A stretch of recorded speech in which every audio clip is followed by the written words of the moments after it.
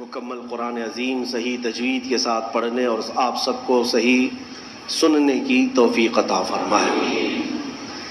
آج رمضان المبارک کی جو خصوصیات ہے وہ تراویح کی شکل میں ہمیں ملی ہے۔ بہت سارے لوگوں کو ایسا لگتا ہے کہ 20 رکعت ہے، لمبی ہے، کون پڑھے گا، پھر پڑھ لیں گے، پھر دیکھ لیں گے۔ جس کے اندر یہ سستی اور کاہلی آئی، یہ علامت میں بتا رہا ہوں آپ کو، علامت حدیث رسول ہے، نماز صرف منافق پر بھاری ہوتی ہے، مومن پر نہیں۔ مومن ہوگا تو نماز میں لذتیں محسوس کرے گا، منافق ہوگا تو اس کے لیے نماز اور بھاری ہوگی۔ ارے امام صاحب اتنی لمبی قرات کرتے ہیں، کھڑے ہیں تو کھڑے ہو گئے، رکوع میں جا ہی نہیں رہے ہیں، یہ کس کو بھاری لگتی ہے؟ جس کے اندر نفاق ہو۔ وَإِنَّهَا لَكَبِيرَةٌ إِلَّا عَلَى الْخَاشِعِينَ۔ آج ہم نے تلاوت بھی کیا اس آیت کو پہلے پارے میں۔ رب تعالیٰ فرماتا ہے یہ اللہ سے خوف کرنے والوں کے لیے نماز بھاری ہو ہی نہیں سکتی، منافقین کے لیے یہ بھاری ہے۔ قرآن میں ان کی صفت بیان کیا اللہ تعالیٰ نے۔ منافقین جب نماز کے لیے کھڑے بھی ہوتے ہیں، یراؤن الناس، لوگوں کو دکھانے کے لیے کھڑے ہوتے ہیں، اور لوگوں کو دکھانے کے لیے کھڑے ہوتے ہیں۔ ان کا ایمان نہیں ہوتا کہ اس نماز سے کچھ ملے گا، اس لیے اپنی کیٹیگری چیک کرنے کا بھی یہ مہینہ ہے کہ ہم ایمان والوں میں سے ہے کہ منافقین میں سے۔ کیٹیگری چیک ہو جاتی ہے۔ اس لیے ان کی اس رمضان کی صفوں کو خالی ہرگز ہونے نہ دینا، ورنہ نفاق کا دھبا لگ جائے گا۔ بہرحال ہم معمول کے مطابق تفسیر قرآن کو، جیسے ہر سال میری عادت ہے، میں قرآن جو تلاوت کرتا ہوں اس کے کچھ گوشے آپ تک رکھنے کی کوشش کرتا ہوں۔ آج قرآن کی جو تلاوت ہم نے کی ہے وہ سورہ بقرہ، سورہ فاتحہ کے بعد پہلی سورہ قرآن میں سورہ بقرہ ہے۔ سورہ بقرہ سب سے بڑی سورہ ہے قرآن پاک میں، تقریباً 2.5 پارے پر مشتمل ہے، 280 کے قریب آیات ہیں، اور سورہ بقرہ کی بڑی برکتیں بھی ہیں۔ ایک روایت میں ملتا ہے کہ پورے قرآن کا جو کچھ بھی مضمون ہے اللہ نے وہ سب سورہ بقرہ میں بیان کر دیا۔ پورے قرآن میں جو کچھ بھی ہے وہ سورہ بقرہ میں، اور جو سورہ بقرہ میں ہے وہ سورہ فاتحہ میں، پورا سورہ فاتحہ میں۔ اور اسی کو مولا کائنات علی مرتضیٰ نے فرمایا کہ اگر میں سورہ فاتحہ کی تفسیر لکھنے بیٹھ جاؤں تو 70 اونٹوں کو بوجھل کر سکتا ہوں۔ کیوں؟ اس لیے کہ سورہ فاتحہ ہی قرآن کا نچوڑ ہے، قرآن کا خلاصہ ہے۔ بہت ساری آیتیں ہیں تفسیر بیان کرنے کے لیے، وقت اتنا نہیں ہوتا، مختصر سی چند چیزیں آپ کے سامنے رکھتے ہیں۔ ایک اہم آیت اس میں آئی ہے، میں تفسیر سننے کے پہلے آداب بھی بتا دوں آپ، قرآن پڑھنے کے بھی آداب اور تفسیر سننے کے بھی آداب۔ ظاہر سی بات ہے کچھ آداب وہ ہیں جو ظاہر سے تعلق رکھتے ہیں، وضو سے ہونا چاہیے نماز قرآن پڑھنے کے لیے، لا یمسہ الا المطہرون، اس کو صرف اور صرف پاکیزہ لوگ چھوئیں گے۔ کس کو؟ قرآن پاک کو۔ تلاوت کرنے کے لیے وضو شرط ہے یا نہیں؟ چھونے کے لیے سب کو پتا ہے۔ ادب یہی ہے، ظاہری ادب یہ ہے کہ پاک رہے، جنوبی نہ رہے، حیض و نفاس والی عورت نہ رہے۔ قرآن پاک کے لیے یہ ظاہری آداب ہوئے، کچھ باطنی آداب بھی ہیں۔ قرآن پڑھنے کے لیے کچھ باطنی آداب بھی ہیں۔ تم 10 بار نہا لو، 10 بار وضو کر لو، قرآن کو ظاہری آداب کے اعتبار سے چھو تو سکتے ہو، باطنی آداب میں سب سے پہلی شرط یہ ہے قرآن پڑھنا ہو یا سننا ہو تو عشق مصطفیٰ ہونا چاہیے۔ ہاں، بغیر حب مصطفیٰ کے اگر قرآن پڑھے گا تو پھر گمراہی کی طرف بھی جا سکتا ہے۔ قرآن میں اللہ نے کیا فرمایا؟ بے شک اللہ کی طرف سے تمہارے پاس کیا آیا؟ ایک نور آیا اور دوسرے روشن کتاب۔ جس کو ہم نے آج پڑھا وہ روشن کتاب، تراویح میں جو پڑھا وہ کون سی کتاب ہے؟ روشن کتاب۔ روشن ہی ہے حقیقت میں، جو پڑھتا ہے وہ بھی روشن ہوتا ہے۔ روشن کتاب آئی اور ایک نور آیا، دونوں کا کیا کمبینیشن ہے؟ دونوں کا کیا تعلق ہے؟ اللہ کی طرف سے ایک نور آیا اور ایک روشن کتاب۔ یہاں اگر ایسا ہوتا کہ بے شک اللہ کی طرف سے کتاب آئی اور ایک نور آیا.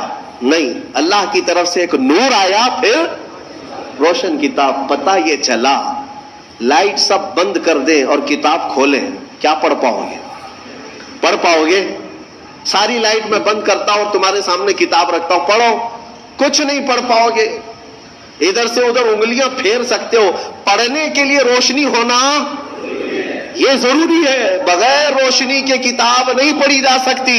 اسی لیے آیت میں اللہ نے فرمایا بے شک اللہ کی طرف سے پہلے کیا آیا؟ نور آیا، پھر کیا آئی؟ روشن کتاب. اب اس روشن کتاب کے لیے یہ کرنٹ والی لائٹ نہیں، نور مصطفیٰ کی روشنی ضروری ہے. جب نور مصطفیٰ میں پڑھو گے تو اس کتاب سے ہدایت بھی پاؤ گے. آج بہت ساری باتیں تھی لیکن ایک آیت کی طرف میں لے جاتا ہوں. کچھ لوگوں کو قرآن سے ایسی ایسی چیزیں نکالنے کی عادت ہے کہ کہیں حضور کی شان میں کچھ کمی نظر آ جائے، کہ حضور پاک صلی اللہ علیہ وسلم کو یہ نہیں تھا، وہ نہیں تھا، ان کو وہی چیزیں ملتی ہیں. حالانکہ قرآن کا مفہوم وہ نہیں ہے، سمجھ کا ان کے قصور ہے. عربی سے نابلد ہے، ناآشنا ہے، کچھ بھی اٹکل پچھو مار کے ترجمے میں گمراہ ہو جاتے ہیں. لیکن قرآن نے آداب سکھائے. توجہ چاہتا ہوں. آج ہم نے ایک آیت پڑھی ہے سورہ بقرہ میں. اللہ تعالیٰ فرماتا ہے یا ایھا الذین آمنوا لا تقولوا راعنا وقولوا انظرنا واسمعوا وللکافرین عذاب الیم. اے ایمان والو راعنا مت کہو، راعنا مت کہو. کیا مطلب ہے اس کا؟ تھوڑا سا عربی میں سمجھا دوں. ہوتا یہ تھا کہ رسول پاک صلی اللہ علیہ وسلم جب مجلس میں صحابہ کو درس دیتے، کوئی بات اگر کسی صحابی کو سمجھ میں نہ آتی تو وہ یوں کہتے راعینا یا رسول اللہ. آپ کہتے نا پارڈن می، پارڈن می. ایک ٹیچر کو کہا جاتا ہے کہ دوبارہ ارشاد، دوبارہ ارشاد. کیوں؟ کہ آپ دوبارہ بیان فرمائیں تاکہ میں اور سمجھ سکوں. تو صحابہ کیا کہتے تھے؟ راعینا یا رسول اللہ، اے اللہ، اے رسول اللہ ہماری رعایت کر دیجئے تھوڑی سی، یعنی ہم جلد نہیں سمجھ پائے، اور ایک بار بیان کر دیجئے. لیکن اسی زمانے میں راعینا صحابہ کس نیت سے کہتے تھے؟ اے اللہ کے رسول ہماری رعایت کیجیے. اسی زمانے میں یہودیوں کی زبان میں راعینا کا ترجمہ غلط تھا. راعینا کا مطلب ہوتا تھا ہمارا چرواہا، ہمارا چرواہا. تو ہوتا یہ تھا کہ صحابہ کہتے تھے راعینا یا رسول اللہ ہماری رعایت کر دیجئے اللہ کے رسول. یہودی جو سنتے تھے تو مذاق اڑاتے تھے. دیکھو مسلمانوں کو اپنے ہی نبی کو اپنا چرواہا کہتے ہیں، اپنے ہی نبی کو اپنا چرواہا کہتے. وہ ٹھٹا مار کر کے ہنستے تھے، مذاق اڑاتے تھے. لیکن مجھے بتاؤ میرے عزیزو، کسی صحابی کے دل میں یہ نیت تھی؟ ان کے خواب و خیال میں بھی یہ گمان نہیں کہ ہم حضور کے بارے میں ایسا سوچیں. لیکن وہ اپنی زبان میں کہہ رہے تھے. لیکن دیکھیں قانون خداوندی کو، اللہ نے اس لفظ کو بھی منع کر دیا جس کا معنی کسی بھی زبان میں الگ آ سکتا ہو. وہ جملہ میرے نبی کی شان میں بولا ہی نہ جائے، بولا ہی نہ جائے. اور عام لوگوں کو نہیں، امت میں اگر سب سے اچھے لوگ کوئی تھے تو رسول کے صحابہ تھے. ان کو اللہ نے تنبیہ کرتے ہوئے فرمایا اے ایمان والو آج کے بعد سے راعینا نہ کہو. جب اگر دوبارہ کہنے کی بات آئے حضور کی بارگاہ میں تو کیا کہو؟ اللہ نے وہ بھی سکھایا. کہو وقول انظرنا، یوں کہو نظر کرم فرمائی. اللہ نظر کرم فرمائیے. ایسا لفظ استعمال کرو نبی کی بارگاہ میں جس کا کوئی بھی کوڑھی دوسرا ترجمہ کر بھی نہ سکے. کوئی بھی دل کے کوڑ والا مریض جو گستاخ ہے، بغض رکھتا ہے، عداوت رکھتا ہے، وہ ایسا تصور بھی نہ لا سکے. عزیزان گرامی، صحابہ کو جب یہ تنبیہ کر دی گئی تھی، اب ہمارا اور تمہارا حال کیا ہے؟ بعض ایسے لوگ ہیں جو نبی پاک صلی اللہ تعالی علیہ وسلم کے لیے، حضور پاک صلی اللہ تعالی علیہ وسلم کے لیے الفاظ کی ہیرا پھیری کے ساتھ وہ شان رسالت میں تنقیص کرنے کو اور گستاخی کرنے کو یہ سمجھتے ہیں کہ ہم بہت پڑھے لکھے لوگ ہیں، ہم بہت ایجوکیٹڈ لوگ. صحابہ کو جب یہ تنبیہ کر دی گئی کہ آپ رائنا نہیں کہیں گے آج کے بعد، اور اتنا ہی نہیں بلکہ آگے یہ بھی تنبیہ کر دیا رب تعالیٰ نے، وَقُولُوا انظُرْنَا وَاسْمَعُوا، یہ کہنے کی ضرورت بھی کیوں آئے گی؟ غور سے سنا کرو، جب نبی بیان کرے تو غور سے سنا کرو۔ صحابہ کو اتنی تنبیہ ہے۔ دوسری آیتیں ہیں سورہ حجرات کی، وہ پڑھیں گے تو عش کر جائیں آپ۔ مولا فرماتا ہے لا ترفعوا اصواتکم فوق صوت النبی، تم میں سے کوئی بلند آواز سے نبی کی بارگاہ میں بات بھی نہ کرے۔ صحابہ کو کہا گیا۔ یہ بھی آیت کس کے لیے اتری تھی؟ ایک صحابی تھے جن کو سنائی کم دیتا تھا، حضرت قیس۔ کم سنائی جس کو دیتا ہے نا وہ بلند آواز سے بات کرتا ہے، تجربہ معلوم ہوگا آپ کو۔ جس کو کم سنائی دیتا ہے وہ اونچا بولتا ہے۔ اس صحابی کی عادت تھی، وہ زور سے کہتے تھے یا رسول اللہ آپ نے کیا کہا؟ مولا کو یہ بھی پسند نہیں تھا، عتاب نازل فرمایا کہ اگر تم نے بلند آواز سے بات کی میرے نبی کے دربار میں، جتنے اعمال تھے اب کے سب ضائع ہو گئے، سب ختم ہو گئے۔ ان تحبط اعمالکم وانتم لا تشعرون، تمہیں گمان بھی نہیں ہوگا، تمہیں پتہ بھی نہیں چلے گا، سارے اعمال ضائع کر دیے جائیں گے۔ اور ایک ادب میں بتاؤں، میرے گھر میں اگر میں آرام کر رہا ہوں، آپ آئیں گے بلانے کے لیے، کیا کریں گے؟ گھر کے باہر سے آپ بیل ہوگی بجائیں گے، دروازے کو دستک دیں گے، یا میرے نام سے پکاریں گے، ہے کیا اندر سو رہے ہیں، کیا کر رہے ہیں؟ پکاریں گے نا، یہی تو ہے، طریقے یہی ہیں پکارنے کے۔ لیکن بارگاہ رسول کے آداب بھی قرآن میں آئے ہیں۔ صحابہ جب گھر پر جائیں رسول کے، کیا کریں؟ وہ اللہ کے رسول کے گھر کے باہر جانا ہو، دستک دیں، پکاریں، کیا کریں؟ اللہ تعالیٰ فرماتا ہے ان الذین ینادونک من وراء الحجرات اکثرهم لا یعقلون۔ اللہ رب فرماتا ہے وہ لوگ بے شک جو نبی کے حجرے کے باہر کھڑے ہو کر کے نبی کو پکارتے ہیں، ان میں سے اکثر لوگ عقل والے نہیں ہیں۔ جو پکارتے ہیں اس میں اکثر لوگ عقل والے نہیں ہیں۔ ارے اندر والے کو بلانے کے لیے کیا کہنا پڑے گا؟ کیا کہنا پڑے گا؟ پکارنا تو یہ ہے، لیکن مولا فرما رہا ہے وہ عقل والے لوگ نہیں ہیں جو حجرے کے باہر کھڑے ہو کر کے حضور کو پکار رہے ہیں۔ تو پھر کیا ہے؟ قرآن سکھاتا ہے وَلَوْ أَنَّهُمْ صَبَرُوا حَتَّى تَخْرُجَ إِلَيْهِمْ لَكَانَ خَيْرًا لَهُمْ۔ رب فرماتا ہے آداب یہ ہے لوگوں کو چاہیے کہ وہ دروازے کے باہر جا کر خاموش کھڑے رہے، میرا رسول خود باہر آئے۔ ارے نادانوں پوچھو، رسول دروازے بند اندر بیٹھ کر باہر کون کھڑا ہے کیسے جانتے ہیں؟ یہی عقیدہ بریلی کے امام نے ہمیں دیا۔ اور کوئی غیب کیا تم سے نہاں ہو بھلا، جب نہ خدا ہی چھپا۔ رسول پاک کو خبر تو ہے کہ دروازے کے باہر کون کھڑا ہے، اسی لیے قرآن کہہ رہا ہے جاؤ تو ہاتھ باندھ کر کھڑے رہو، بس میرا رسول خود ہی باہر آئے گا۔ پکارنے کے لیے ہم اور آپ ہیں، ہم مجھے پکارو، ہو سکتا ہے مجھے پتہ ہی نہیں باہر کون ہے، لیکن رسول کے لیے نہیں۔ ایک صحابی آئے، وہ دعا کرانے کے لیے آئے تھے، گھر سے غریب تھے، تنگ دست تھے، ان کے ماں باپ کا انتقال ہو گیا تھا۔ یہ سوچ کر کے گھر سے نکلے آج میرے والدین کی مغفرت کی دعا کراؤں گا اور میری غریبی دور ہو جائے، تنگ دستی دور ہو جائے، اس کے لیے حضور سے سفارش کروں گا۔ آئے لیکن دیکھا مجمع ایسا حضور کو سمیٹے بیٹھا ہے، بڑے بڑے صحابہ سامنے، ان کو جانے کی ہمت نہیں ہوئی، دور بیٹھے رہ گئے۔ عصر سے مغرب تک انتظار کیا، موقع نہیں ملا۔ مغرب کی اذان ہوئی، نماز کے لیے میرے آقا تشریف لائے۔ نماز کے بعد پھر حضور بیٹھے، لیکن بڑے بڑے صحابہ نے گھیر لیا۔ یہ غریب صحابی تھے، دور کھڑے رہ گئے، کہاں پھلان پھلان کر کے جاؤں گا، پیچھے کھڑے رہے۔ عشاء کی اذان ہو گئی، عشاء تک موقع نہیں ملا، عشاء کی نماز پیچھے پڑے، اور عشاء کے بعد میرے آقا صلی اللہ علیہ وسلم سیدھے اپنے گھر میں جاتے تھے، اب بیٹھک نہیں ہوتی تھی۔ اب عشاء کی نماز کے بعد حضور اپنے حجرے کی طرف نکلے۔ یہ صحابی کہتے ہیں میں نے سوچا موقع تو آج دن بھر نہیں ملا، ہاتھ باندھے پیچھے پیچھے چلتے رہے۔ حضور اپنے دروازے پر پہنچ گئے اور پیچھے مڑ کر کہتے ہیں جا اللہ تیری غریبی دور کرے، تیرے ماں باپ کی مغفرت کرے۔ کس نے کہا میرے نبی سے؟ کس نے کہا؟ میرے عزیزو، اسی لیے تو ہمارا عقیدہ یہ ہے کہ وہ دلوں کی بھی سنتے ہیں، اس کی بھی سنتے ہیں جسے بولنا نہیں آتا۔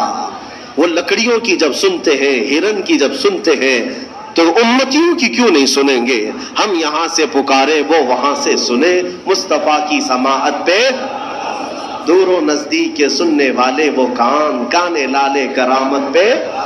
اسی لیے سنیوں میں کہتا ہوں کہ تفسیر بھی سننا ہو تو عشق مصطفیٰ کے ساتھ سنو۔ مزہ ہی کچھ اور ہے کہ اپنے نبی کو چھوڑ کر محفل کون سی ہوتی ہے؟ رسول جس محفل میں نہ ہو تو محفل کہاں ہے؟ اسے محفل نہیں کہا جاتا۔ بلے شاہ میاں رحمت اللہ علیہ بڑے صوفی بزرگ ہیں، وہ کہتے ہیں جس دل میں حضور کی یاد نہ ہو اس دل میں کتے بستے ہیں، کتے ہوتے ہیں، جانور بستے ہیں۔ حقیقت ہے دل اسی کو کہتے ہیں جس میں حضور کی یاد آئے۔ دل ہے وہ دل جو تیری یاد سے معمور رہا، سر ہے وہ سر جو تیرے نام پہ قربان گیا۔ ہاں، دل اور سر وہی ہے جو حضور کے لیے ہو، حضور کے لیے نہ ہو تو پھر یہ کدو کا ایک ٹکڑا ہے اور دل جو ہے سینے کے اندر وہ گوشت کا ایک چھتڑا ہے اور کچھ نہیں۔ ہاں، بس ان کی حیثیت اتنی ہے، دونوں کندھوں کے بیچ میں ایک کدو کا ٹکڑا ہے اور سینے کے اندر گوشت کا ایک چھتڑا ہے۔ اسے دل مت کہنا اور اسے سر مت کہنا۔ دل کہنے کے لیے ضرورت اس بات کی ہے کہ دیکھو پہلے اس میں حب مصطفیٰ ہے یا نہیں۔ سر کہنے کے لیے ہر ایک کو سر مت کہنا، بلکہ اعلیٰ حضرت فرماتے سر صرف وہی ہے جو ان کے قدموں پہ قربان ہونے کو تیار ہے، وہی سر ہے۔ بہرحال آج کی اس تفسیر میں ہم نے بارگاہ رسول کا ادب پڑھا ہے، اسی لیے اے میرے عزیزوں، حضور پاک صلی اللہ تعالی علیہ وسلم کو چھوڑ کر دنیا کا کوئی علم نہیں ہے، کوئی علم نہیں۔ واللہ اعلیٰ حضرت فرماتے ہیں ذکر خدا بھی جو ہے اللہ کا ذکر کرنے کے لیے جب بھی کھڑے ہوں گے اگر اس میں مصطفیٰ کا ذکر نہیں آیا تو اسے ذکر خدا کہا ہی نہیں جائے گا، ذکر خدا ہے ہی نہیں ہو۔ ذکر خدا جو ان سے جدا چاہو نجدیو، واللہ ذکر حق نہیں کنجی سقر کی ہے۔ فرماتے ہیں یہ جہنم کی چابی ہے، حضور کا ذکر چھوڑ کر کے اگر تم کہتے ہو بخدا خدا کا یہی ہے در، نہیں اور کوئی مفر مکر۔ اس کو میں سمجھاؤں آپ کو۔ اعلیٰ حضرت فرماتے ہیں مفر کا مطلب ہوتا ہے بھاگنے کی جگہ اور مکر کہتے ہیں ٹھہرنے کی جگہ۔ حضور کو اگر چھوڑو گے تو نہ بھاگنے کی جگہ ہے نہ ٹھہرنے کی جگہ ہے، ہبلی میں نہیں پوری دنیا میں۔ ہاں، نہ بھاگنے کی جگہ ملے گی نہ ٹھہرنے کی جگہ ملے گی حضور کو اگر چھوڑو گے۔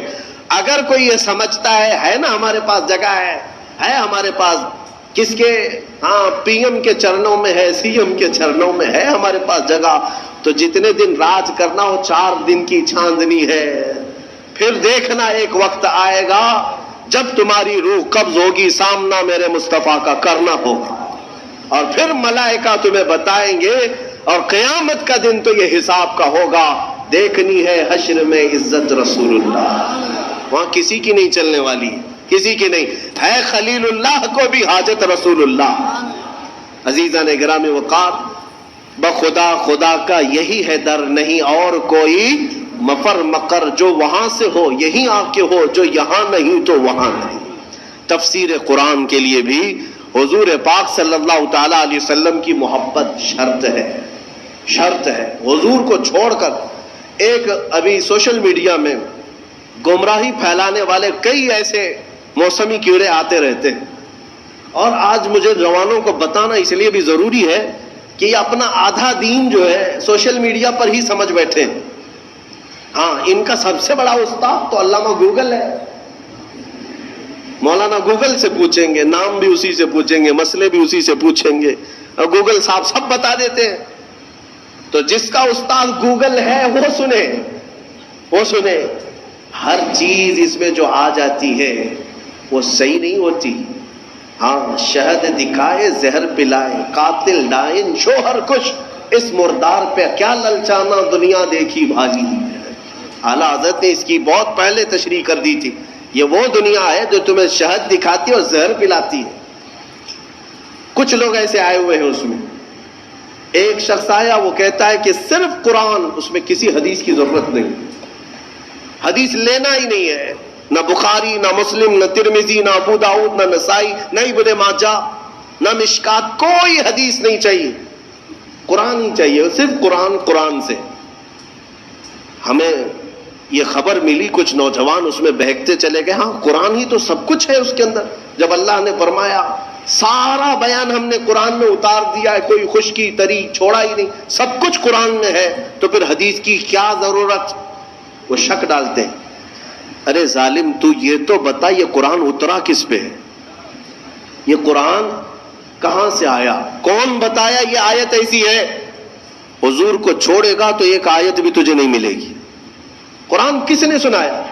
ارے حضور پر وہی اترتی تھی, حضور سنائے صحابہ کو تو قرآن لکھا گیا.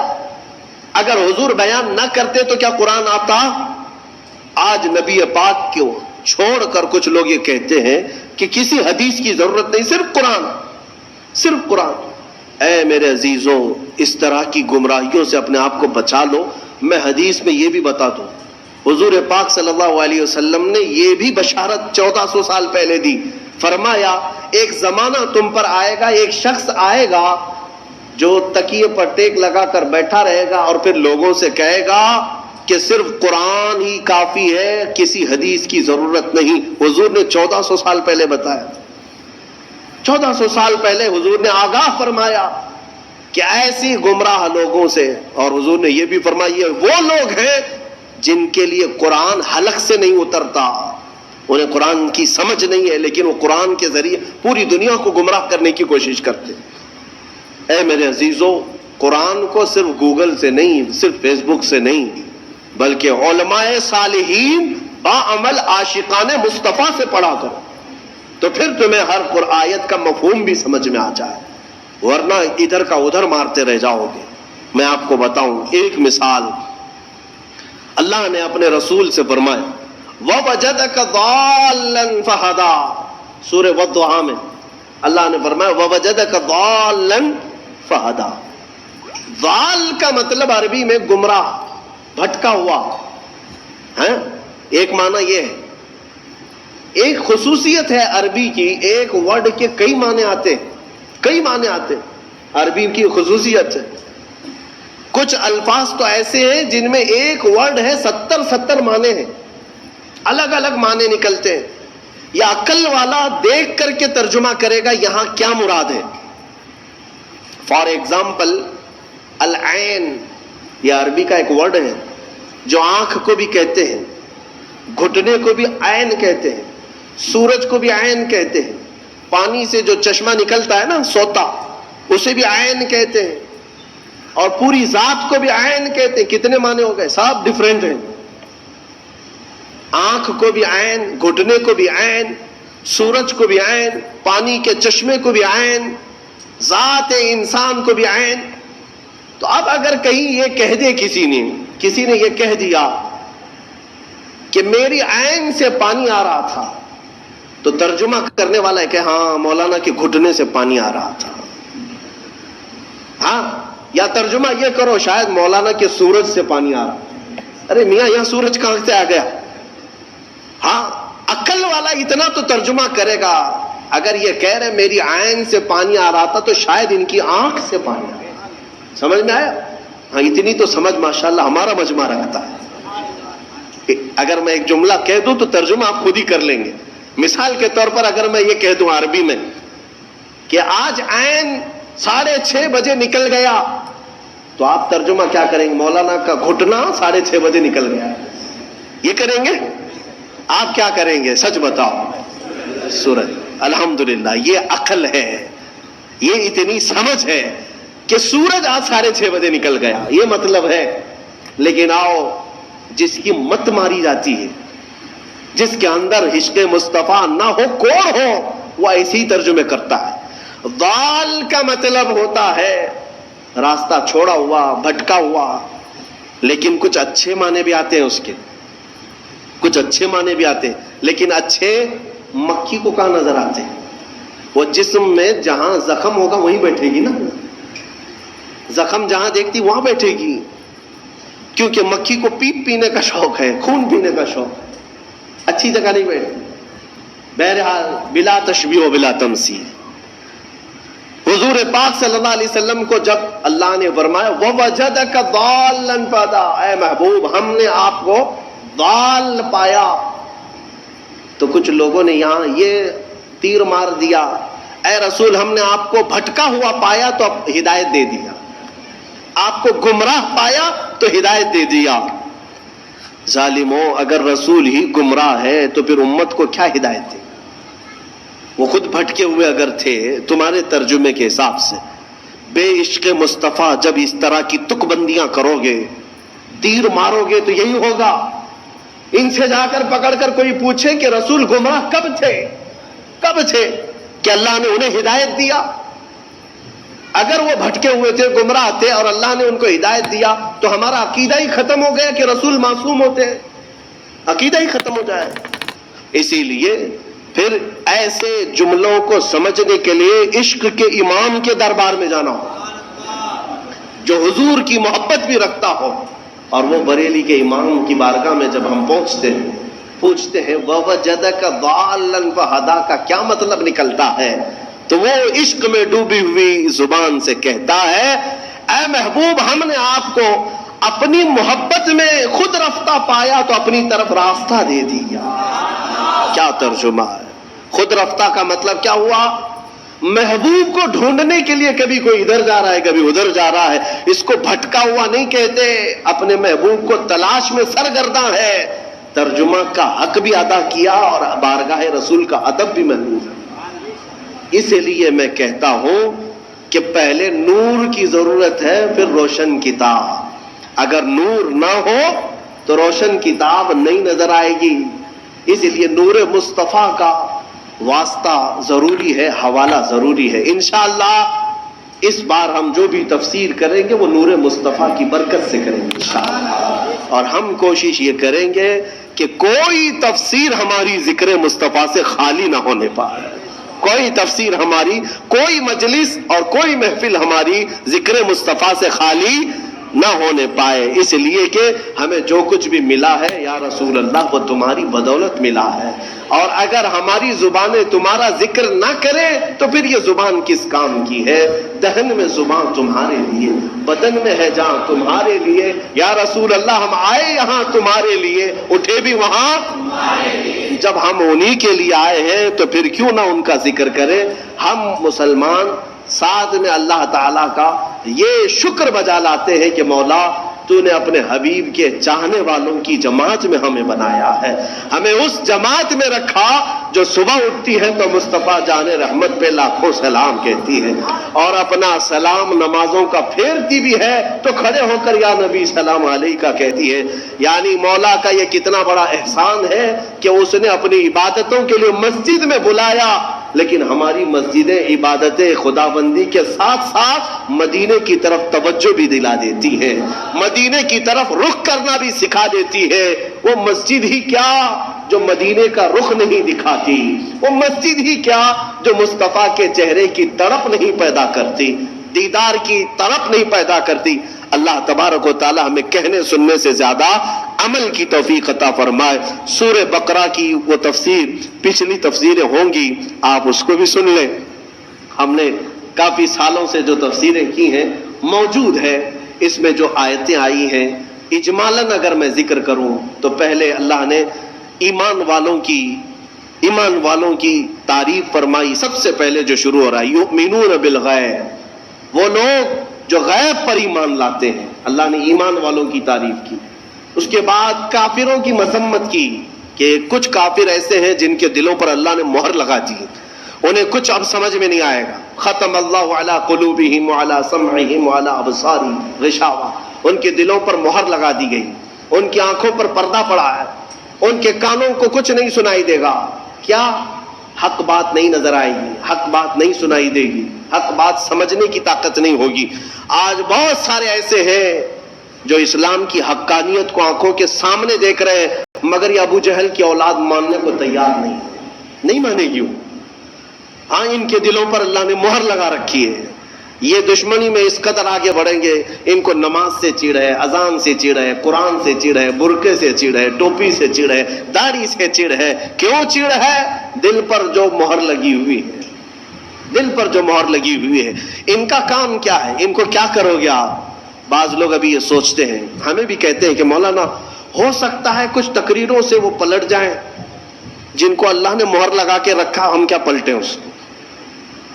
اللہ نے اپنے رسول سے کہا اِنَّكَ لَا تُسْمِعُ الْمَوْتَى، اے رسول ان مردوں کو آپ سنا نہیں سکیں گے۔ ان کو اللہ نے مردہ فرمایا۔ جو دشمنی میں جل رہا ہے اسے چھوڑ دیں، اسے چھوڑ دیں، ان قریب اللہ کی پکڑ میں وہ گرفتار ہوگا۔ ہاں اگر انجانے میں کوئی بھٹکا ہوا ہے تو اس کو ہدایت دینے کے لیے کوشش ضرور کرنی چاہیے۔ تو جن کے دلوں پر مہر لگا ہے ان کا کوئی سروکار نہیں، نہ قرآن سے، نہ حدیث سے، نہ ہماری تقریروں سے، نہ نماز سے۔ تیسری ایک جماعت ہے جس کی مذمت میں اللہ نے 13 آیتیں نازل کی، 5 آیتیں مومنوں کی شان میں، 2 آیتوں کافروں کے لیے، 13 آیتیں ایک جماعت کے لیے آئی۔ وہ کون سی جماعت ہے میاں؟ مذبذبین بین ذالک لا الہ ہؤلاء ولا الہ ہؤلاء۔ قرآن کہتا ہے یہ وہ ہے جو مومنوں میں بھی نہیں ہے، کافروں میں بھی نہیں ہے، نہ ادھر کی ہے، نہ ادھر کی ہے، ادھر کی ہے۔ اعلیٰ حضرت نے بھی فرمایا نہ ادھر کی ہے نہ ادھر کی ہے بلکہ ادھر کی ہے۔ یہ منافقین کی جماعت ہے۔ منافقین کی مذمت میں اللہ نے 13 آیتیں بیان کی اور اللہ نے ان کی سب صفتیں بیان کی ہے، کیا کیا کرنا۔ جب مال ملنے لگتا ہے تو کہتے ہیں ارے یہی تو حق مذہب ہے، ہاں اسی میں چلنے لگ جاتے ہیں، دوڑنے لگ جاتے ہیں۔ جہاں اسلام پر کوئی مصیبت آئی کہا ہم پہلے ہی بولتے نہیں تھے یہ بہت ڈینجر راستہ ہے، یہ بہت ڈینجر راستہ ہے۔ ہاں ہم سے بہت سارے لوگ یہ کہیں گے ابھی اچھا چل رہا ہے، ارے مولانا کیا کہتے ہیں آپ، بہت اچھا ہے، بہت اچھا ہے۔ اور کبھی اگر ہمارے اوپر کوئی پکڑ آئی یا کوئی مصیبت میں نازل آئے، ہم پہلے ہی کہتے تھے مولانا بہت بولتا تھا، پہلے ہی بولتے تھے ہم، کیا ضرورت تھی، گھر میں بیٹھنا چاہیے تھا۔ مدینے کے کچھ منافقین جنگ احد کے بارے میں بھی ایسے ہی کہنے لگے۔ جب مسلمانوں کو شکست ہوئی جنگ احد میں تو واویلا مچائے، ہم پہلے ہی بولتے تھے نہیں جانا چاہیے تھا، ارے اپنے پاس اتنا ہتھیار نہیں، کچھ نہیں ہے، کیا ضرورت تھی جانے کی۔ یہ منافقین کی جماعت، ان کی اللہ نے صفات بھی قرآن میں بیان کر دی۔ اور میں کہتا ہوں میرے عزیز، میں نے اپنی ایک تفسیر میں کہا بھی تھا یہ چوہے ہیں، چوہے اپنی جماعت میں یہ چھپے ہوئے چوہے ہیں۔ یہ غدار لوگ جو ہوتے ہیں یہ کرتے کیا ہیں؟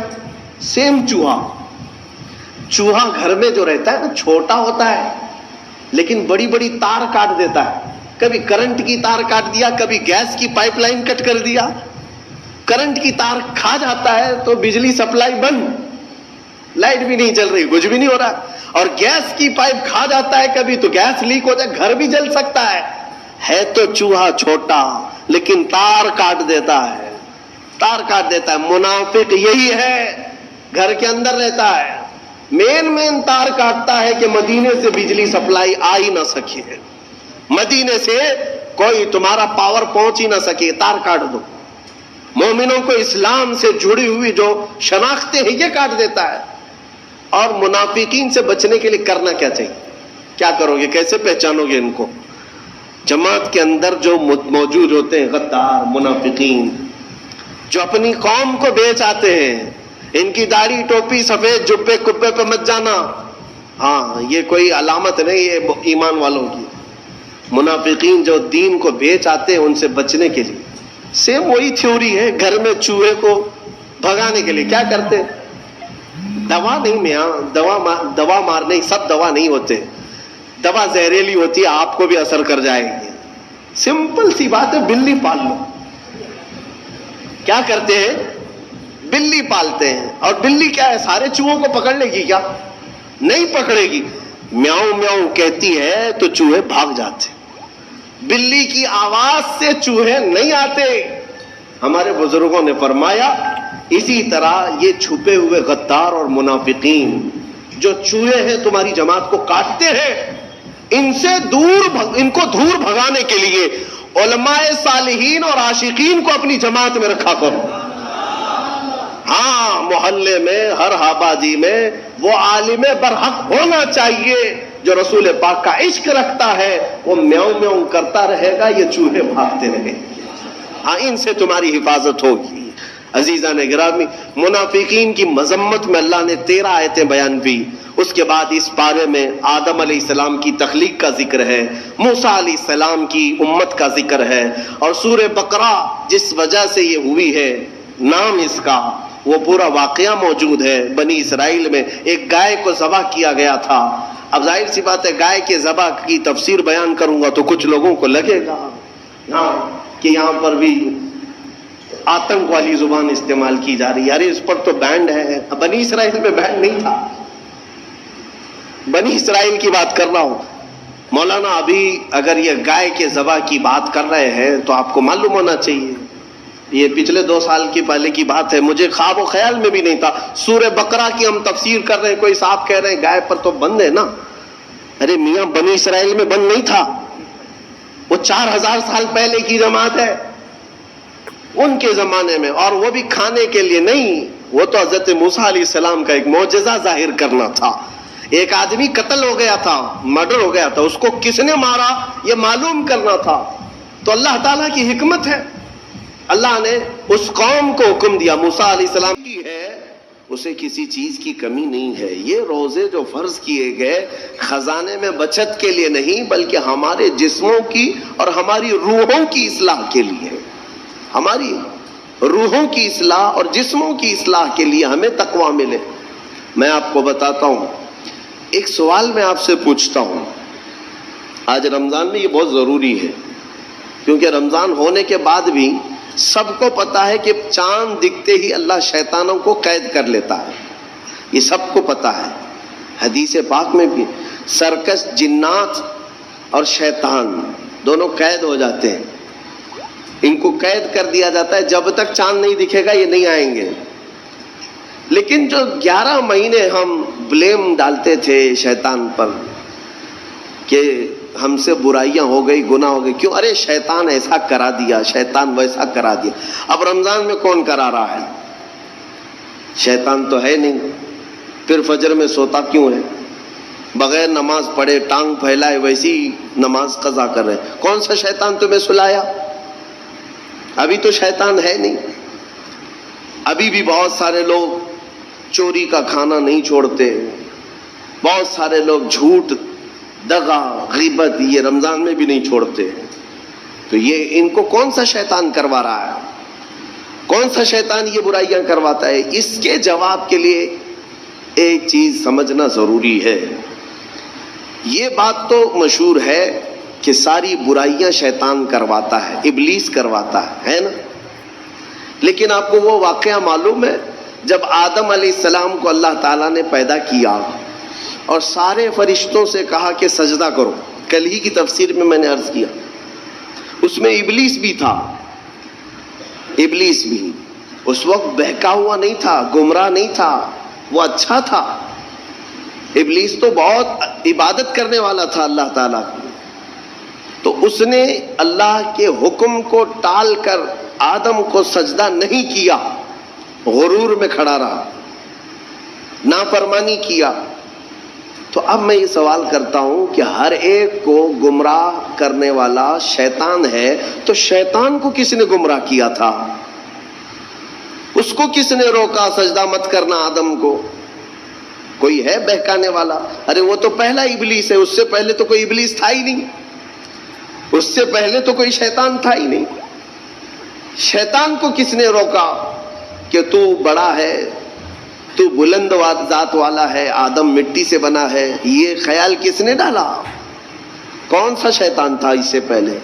یہی بات سمجھنے کی ہے.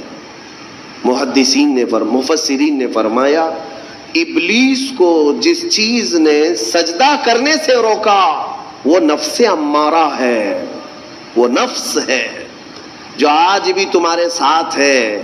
ہاں شیطان تو قید ہو جاتا ہے رمضان کے شروع ہوتے ہی, لیکن نفس تو ساتھ میں رہتا ہے. اب پتہ چلا کہ رمضان میں جو کچھ بھی غلطیاں یا کوتاہیاں یا گناہ کچھ لوگوں سے سرزد ہوتے ہیں تو یہ نفس کے پجاری ہیں, نفس ان کے ساتھ ہے. یہ نفس کی غلامی میں آ گئے اور نفس کے شکار ہو گئے. اسی لیے قرآن میں اللہ تعالیٰ نے اپنے رسول سے بھی یہ فرمایا اَرَأَيْتَ مَنِ اتَّخَذَ إِلَٰهَهُ هَوَاهُ أَفَأَنْتَ تَكُونُ عَلَيْهِ وَكِيلًا. اے رسول کیا آپ نہیں دیکھتے کچھ لوگ ایسے ہیں جنہوں نے اپنے نفسانی خواہشات کو اپنا خدا بنا لیا ہے, اپنی خواہشات کو اپنا خدا بنا لیا ہے. اے رسول کیا آپ ایسوں کی سفارش کریں گے ایسے لوگوں کی وکالت کریں گے؟ یعنی رب تبارک و تعالیٰ نے فرمایا کچھ لوگ وہ ہیں جو اپنی خواہشات کی پوجا میں ہیں۔ کیا مطلب خواہشات کی پوجا؟ کیا مطلب ہے اپنے خواہشات کے پیچھے چلنا؟ مطلب یہی ہے کہ جو دل میں آیا اس بندے نے یہ سوچ لیا اسے کرنا ہی ہے مجھے، یہ خواہشات کے پیچھے چل رہا ہے۔ ہاں تمہیں آرام کی فکر ہوئی، تم نے خدا کے فرمان کو ٹال دیا لیکن اپنی نفس کی سن لیا۔ اللہ تبارک و تعالیٰ کا حکم کچھ اور ہے لیکن تمہاری طبیعت کچھ اور چاہ رہی ہے۔ رب تبارک و تعالیٰ کا حکم تھا صبح صبح تمہیں اپنے گھر بلا رہا تھا لیکن تم نے اس کی نہیں سنی، اپنے من کی سنی، اپنے نفس کی۔ تو یہی تو ہوا نفس کی پوجا، یہی ہے نفس کی عبادت، نفس کی پرستش، جس کو قرآن میں کہا گیا ہے کہ کچھ لوگ ایسے ہیں جنہوں نے اپنی خواہشات کو خدا بنا لیا۔ یہ نفس امارہ جس کے بھی اوپر حاوی ہو جاتا ہے، اچھے اچھوں کو یہ ان کا تقوی بھسم کر دیتا ہے، ایمان سے بھی دور کر جاتا ہے۔ اس لیے میرے عزیزوں، میں جو عرض کرنے جا رہا ہوں وہ یہ ہے کہ ہمارے لیے زندگی میں سب سے بڑا چیلنج اپنے نفس امارہ سے لڑنا۔ آپ کو پتہ ہے رسول پاک صلی اللہ تعالیٰ علیہ وسلم ایک جہاد سے جب واپس مدینے تشریف لا رہے تھے، وہ جہاد بہت سخت تھا، صحابہ زخمی تھے، بہت گھمسان کی لڑائی ہوئی تھی، لیکن جب واپس مدینے آ رہے تھے تو میرے آقا نے ایک جملہ فرمایا تھا، رجعنا من الجہاد الاصغر الى الجہاد الاکبر۔ اے میرے صحابہ، ہم چھوٹے جہاد سے بڑے جہاد کی طرف جا رہے ہیں۔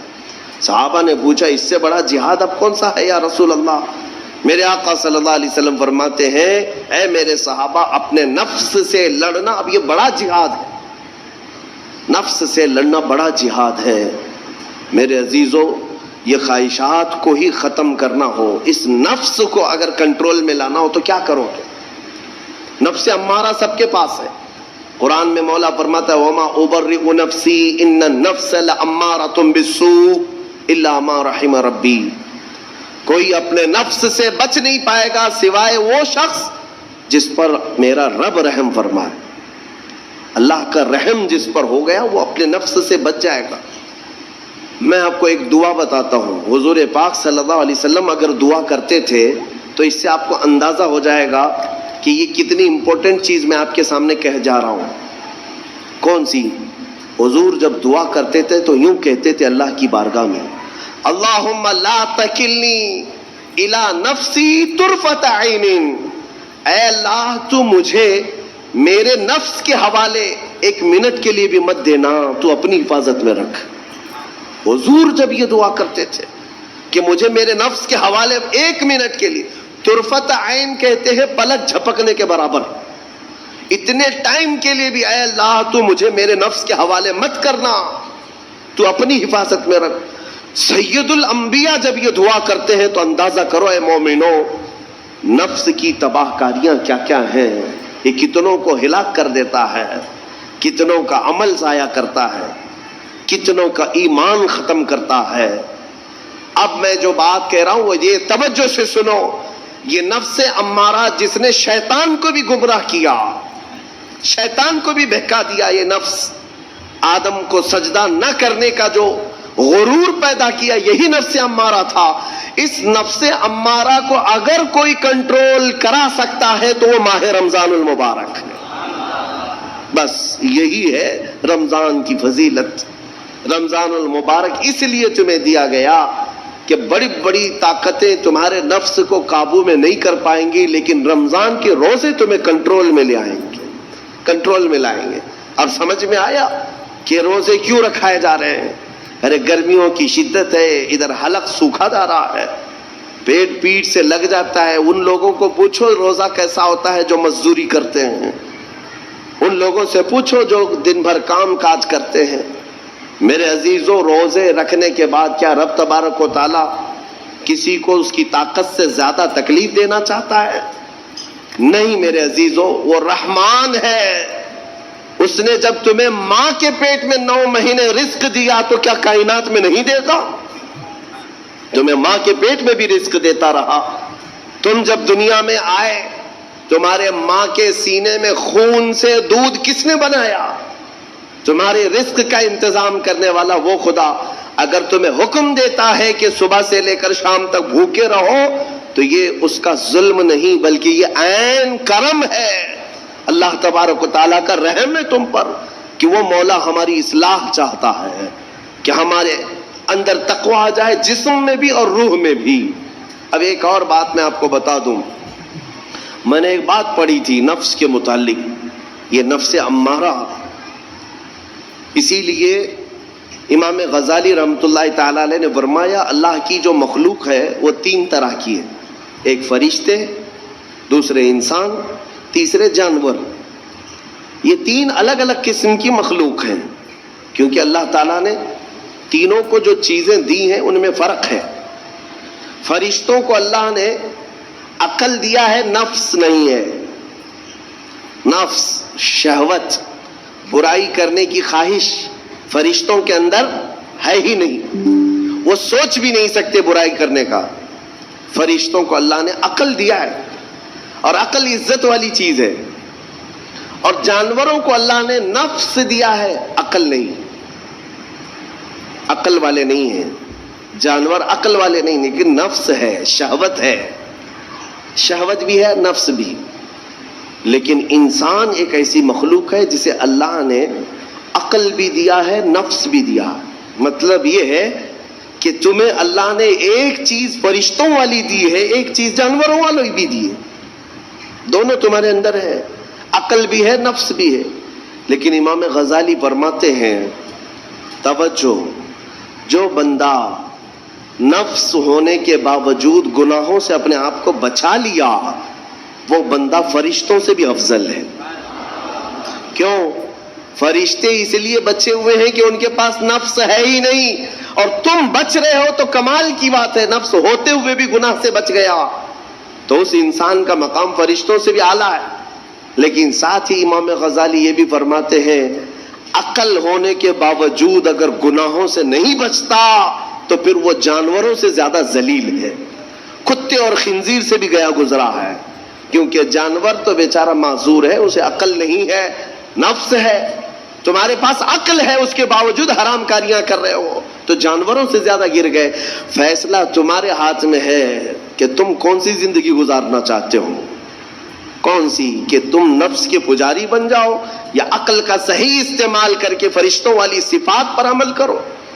عزیزان گرامی وقار، نفس اور عقل یہ جو دو چیزیں ہیں ان کو میں آپ کے سامنے تھوڑا سا کھول کر کے عرض کرتا ہوں۔ عقل جو ہے عزت والی چیز ہے، جسے بھی دی گئی ہے وہ عزت والا ہے۔ کیوں عزت والی ہے یہ عقل؟ پوری دنیا میں عقل کا ہی تو کمال ہے، جس کے پاس عقل ہے وہ بادشاہ ہے، جس کے پاس عقل ہے وہ لوگوں کو ہانکتا ہے، پوری دنیا کو ادھر سے ادھر کر سکتا ہے۔ عقل اور نفس جو ہے، نفس برائیوں کی طرف بلانے والا، عیاشی کی دعوت دینے والا، موج مستی کرانے والا اور اپنے آپ کو تباہ کروانے والا۔